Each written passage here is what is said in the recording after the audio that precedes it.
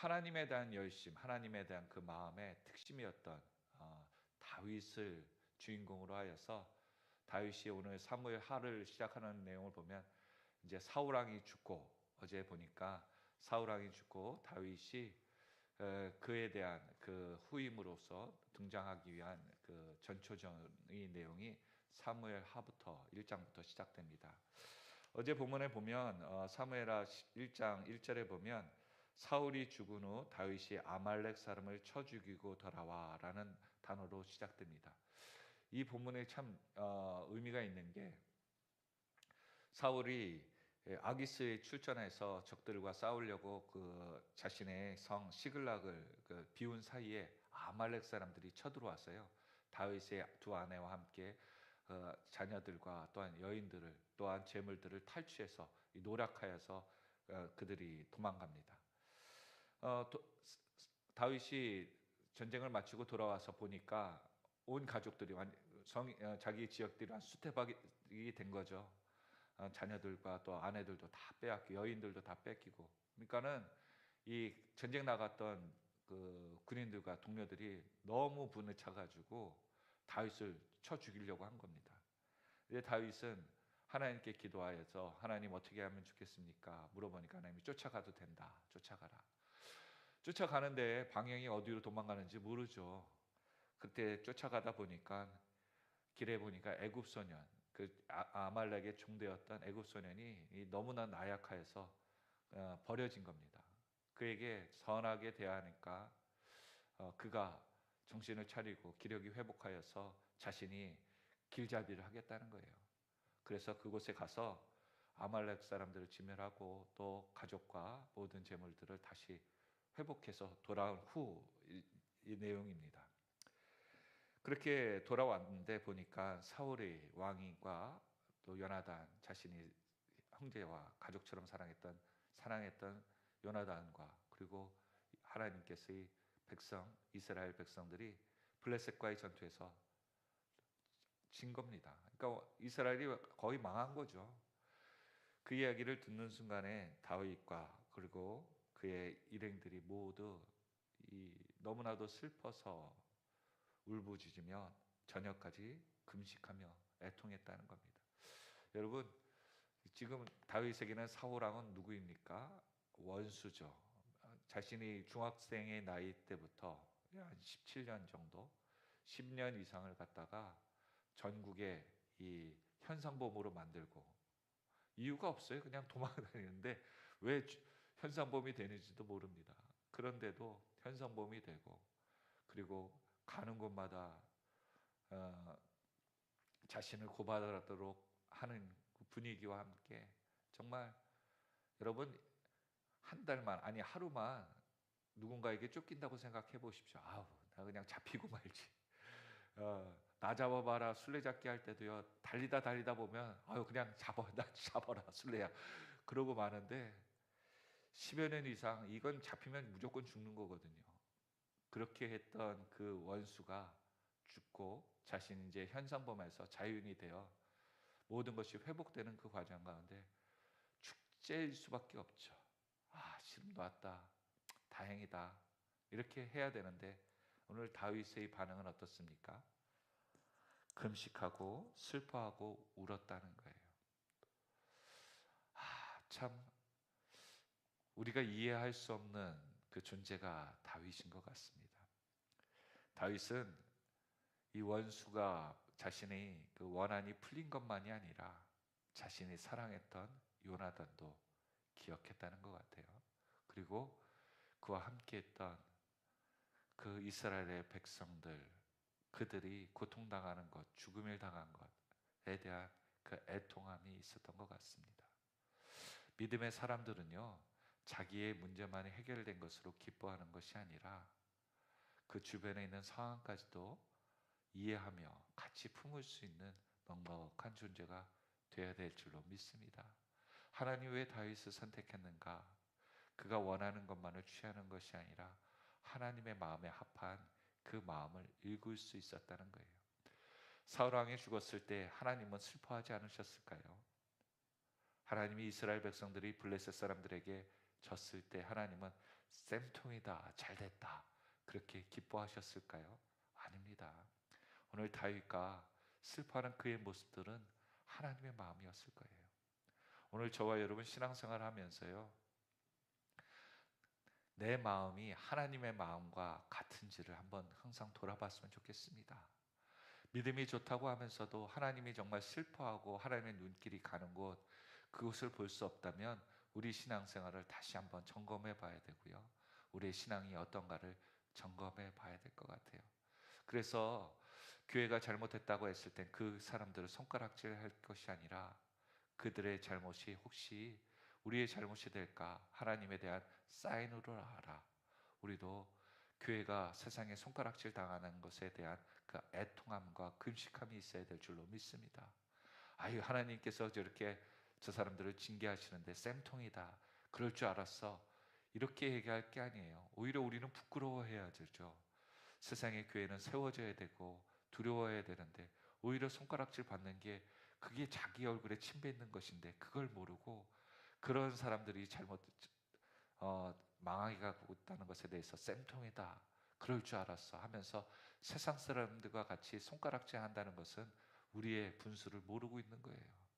하나님이 거룩한 세우신 교회들, 사역자들 한 분 한 분이 귀하다고 여기고 그들의 실수라도 내 실수로 여겨 우리가 같이 통회하고 금식하고 나갈 때 하나님께서는 그 백성을 귀하게 여기는 줄 믿으시길 바랍니다.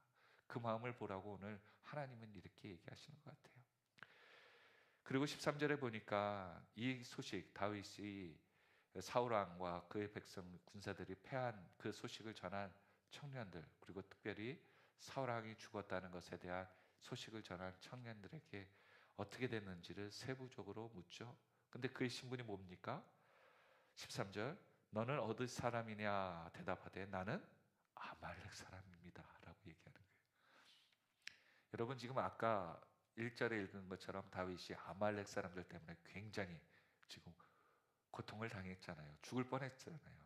그런데 사울 왕을 죽음을 전한 사람이 아말렉 사람이라는 것, 참 아이러니한 것 같습니다.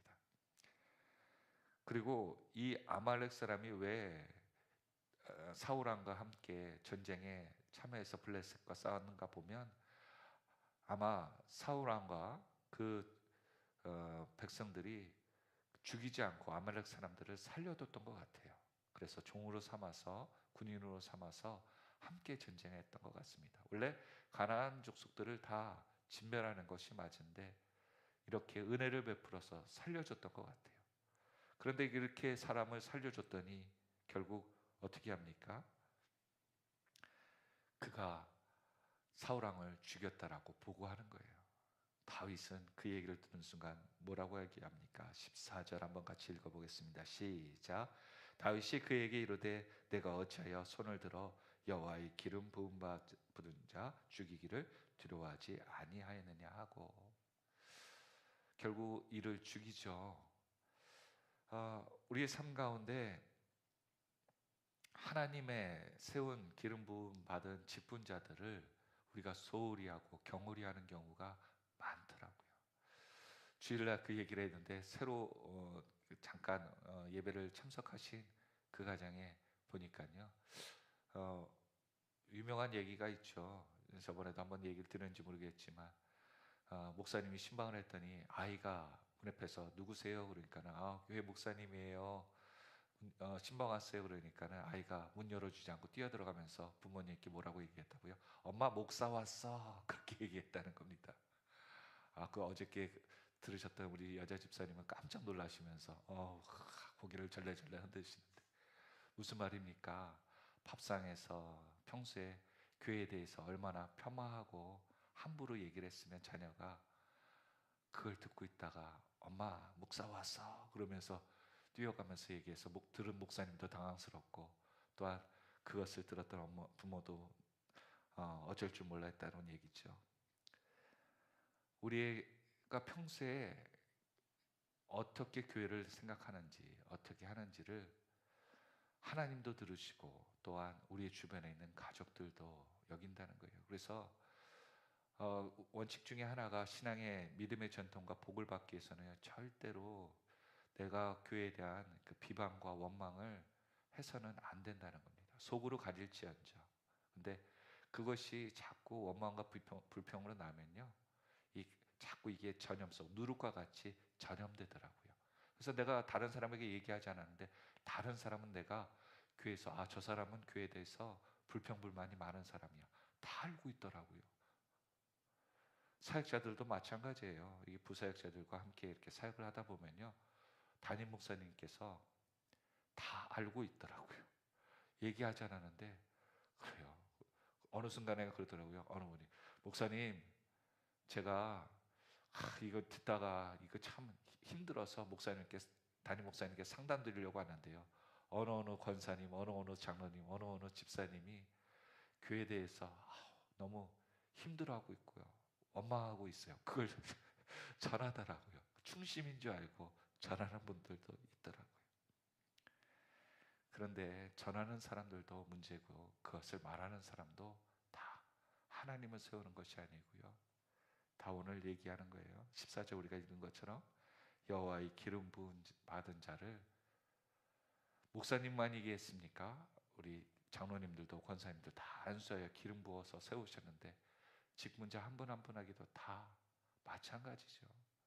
하나님이 세우신 그 권위를 우리가 무시하고 있다면 우리가 하나님의 권위에 도전하고 있다는 것을 우리는 깨달아야 될 줄로 믿습니다.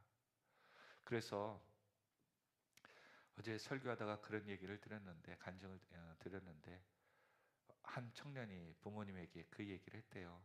아버지가 폭력이 심해서 목사님 어떻게 해야 될지 모르겠습니다. 그러니까 목사님이 그 아버님의 그 폭력적인 생활에, 가족에 대한 폭력, 그것들을 듣고, 야, 인간이 그럴 수 없는데 정말 고생한다, 안타깝다 얘기하니까 그 자녀가 얘기하더라요. 목사님, 어떤 때는요 아버지 죽이고 싶었습니다. 죽일 때도 너무 많아요. 정말 이거 어떻게 해야 됩니까? 그때 그 목사님이 했던 그 이야기를 저도 기억합니다. 하나님께서 아버님을 세우실 때, 아버지를 세울 때 퍼스널리티, 그의 재능과 또한 그의 그 인격으로 세운 게 아니다. 네가 존경하는 게 아니고 포지션, 아버지의 위치 때문에 네가 존경해야 된다. 그 얘기를 하시면서 내가 존경할 이유는 하나님이 아버지로 세웠기 때문에 네가 존경해야 된다. 존경할 것이 없어? 그게 아니야 라고 얘기하시면서 상담을 하셨다고 하더라고요. 오늘 다윗이 왜 사울 왕에 대해서 끝까지 몇 번이나 죽일 수 있었는데도 죽이지 않았다고요? 하나님께서 사울 왕을 이 포지션, 그렇죠, 왕으로 세우셨기 때문에. 우리의 가정도 마찬가지예요. 남편을 하나님께서 그 위치에 세우셨기 때문에 아내가 남편에 대해서 복종하는 그 모습에, 또 하나님께서 아내의 위치에 세우셨기 때문에 아내를 교회를 사랑하신 것처럼 사랑해야 되는 그 위치가 있기 때문에 하는 것입니다. 오늘 저와 여러분 다 사람은 마음에 들 수 있는 사람이 없습니다. 그래서 설문조사에 되잖아요. 다음 생에 태어날 때 지금 남편과 결혼할 것인가, 아내랑 결혼할 것인가, 몇 프로가 찬성했을까요? 84%가 다시는 결혼 안 한다고 얘기했더라고요. 그것을 주장하는 것이 아니라 그렇게 쉽지 않다는 거예요. 같이 산다는 게. 그런데 오늘 다윗은 자신의 원수인 사람이 죽었을 때 슬퍼하고, 또한 그의 죽음에 참여한 사람들에게서 철저한 응징을 하며 16절에 보니까 다윗이 그에게 이르기를 죽음의 피가 내 머리로 돌아갈지어다. 내 입이 내게 증언하기를 내가 여호와의 기름 부음 받은 자를 죽였노라 함이니라 하였더라 라고 그의 입의 고백대로 그를 죽이는 그 결과를 맞게 되죠. 근데 10절을 한번 보면요, 9절과 10절에 보면 사울 왕이 목숨이 간당간당할 때 그가 고통 중에 있기에 너는 내 곁에 서서 나를 죽이라 하시기로 그가 엎드려 주네 살 수 없는 줄 알고 내가 알고 그의 곁에 서서 죽이고 그리고 그의 머리는 왕건과 팔에 있는 고리를 벗겨서 다윗 왕에게 가져왔나이다 하니라. 이렇게 이 사람이 고백을 했거든요. 근데 사무엘상 31장 4절에 보면 병기든 자에게 사울 왕이 내가 이제 죽게 됐으니까 날 죽이라 했을 때 주변에 있는 사람이 아무도 죽이지 않고요, 아무도 손을 대지 않았어요. 그래서 사울 왕이 스스로 칼에 놓고 자기가 죽습니다. 그러니까 자살을 한 거죠. 근데 여기 보고할 때 뭐예요? 내가 왕을 죽였으니까 공로로 나를 대우해 주십시오라고 하면서 이게 갖고 온 거예요. 그러니까 자신이 포상을 받을 거라고 생각했는데 오히려 죽임을 당하고 정말 천인공노할 사람이 되어 죽임을 당하는 거죠. 오늘 저와 여러분, 이 내가 잘못된 일들, 하나님의 일에 대해서 잘못된 일들을 내가 지적하고 바르게 만들었어. 그래서 교회가 이렇게 잘 되는 거예요. 절대 그런 거 하나도 없습니다. 성경대로 갑시다. 진짜 내가 교회를 바르게 한다고요? 절대 그럴 수 없습니다. 사람의 힘으로 바르게 했다 그러면 자기의가 드러나고요, 자기가 하나님보다 높아진다는 거예요. 어떻게 하나님이 계획한 것을 자기가 입맛에 따라서 이것은 옳고 그르다고 판단할 수 있습니까? 오히려 교회에 위기가 있다면 그것은 우리가 하나님 앞에 정금같이 나오기 위해서 시련을 주시는 거예요. 목회자가 실수하고 있다 그러면은 우리가 더욱더 목사님을 위해서 기도하라고, 백성들을 하나 되기 위해서, 성도들을 하나 되기 위해서 하나님께서 훈련시키시는 겁니다. 그 행위를 바르게 하는 거 못하고를 우리가 판단할 것이 아니라 우리의 기도의 제목으로 삼아야 될 것이죠. 오늘 다윗은 사울 왕이 죽고 이스라엘이 무너져 갈 때 지금 이 일이 잘못됐다 아니다가 아니라 하나님 앞에 애통해야 될 것이라고 금식했다는 거예요. 오늘 저와 여러분에게도 이 시대가 잘못됐다면 그것을 손가락질하고 이 방법 저 방법을 이야기할 것이 아니라 우리는 무엇을 해야 됩니까? 애통하며 금식해야 됩니다. 그래야지 우리가 살 수 있어요. 하나님께서 역사하실 수 있습니다. 그래야지 하나님께서 하나님의 일을 우선시하는 그 백성을 살릴 수 있는 이유가 되는 거예요. 다윗은요, 왜 이렇게 그 하나님의 기름 부은 자를 친 사람, 이 아말렉 사람을 그렇게 죽이게 되었습니까? 두 가지 이유겠죠. 하나님에 대한 그 영적인 권위를 세우기 위해서. 두 번째로, 만일 생각해 보십시오. 하나님을 죽였던 사람들을 이렇게 죽이는 것이 공로가 된다면 언제든지 다윗 왕도 하나님의 기름 부어 세워졌기 때문에 누구든지 반역하며 다윗을 죽일 수 있는 이유가 되고, 그 다음에 그 사람도 귀한 자리에 앉을 수 있을 거예요. 다윗은 정치적인 그런 계산도 있었을 것입니다. 그러기에 다윗은 철저하게 이 종교적인 것과 영적인 것과 또한 환경적인 정치적인 것을 다 혼합하여서 이 행동을 결정한 것이죠. 오늘 저와 여러분도 마찬가지입니다. 우리가 먼저 영적인 것을 생각하고 행동한다면, 그것을 중요시 여긴다면 하나님께서 환경적인 보호하심도 있을 줄로 믿습니다. 그래서 예전에 부모님들이 우리보다 적게 알았죠. 성경에 대해서 해석도 부족합니다.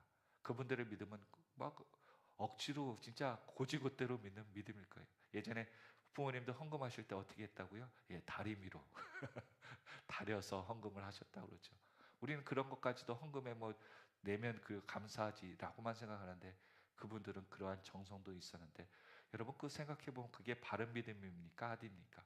여러분 그것을 옳고 그름으로 판단해서는 잘못되는 것입니다. 오히려 이 다윗은 왜 그 사울 왕에 대한 그 기름 부심에 대해서 인정이 있었다고요? 하나님이 세우셨기 때문에, 하나님이 하셨기 때문에.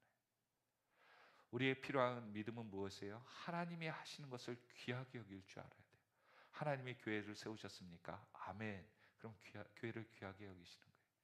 하나님이 주의 종들을 세우셨습니까? 아멘. 그러면 귀하게 여기는 거예요. 하나님이 귀한 직분자들을 한 분 한 분을 세우셨습니까? 아멘. 그러면 그분들을 귀하게 여기는 거예요. 기도하면서 하나님의 사역들을 이뤄갑니까? 그럼 귀하게 여겨야죠. 아멘. 내 뜻과는 상관없고, 내가 그것 때문에 조금 더 손해를 보고 내가 조금 더 피곤할지라도 하나님이 하셨다면, 시작하셨다면 그걸 귀하게 여길 줄 아는 그 믿음의 자세, 그 사람을 하나님이 귀하게 여기시는 것 같아요. 오늘 저와 여러분,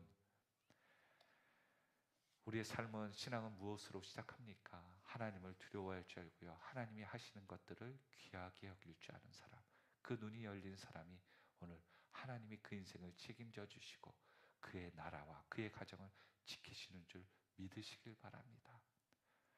오늘 하루도 하나님께서 우리의 원망과 불평들이 아닌 하나님께, 하나님이 슬퍼하는 것, 하나님이 보시는 것을 같이 슬퍼하고 볼 수 있는 그 눈이 열려 우리 삶이 하나님께 집중되는 복된 하루, 한 주간이 다 되시기를 예수 그리스도의 이름으로 축원드립니다.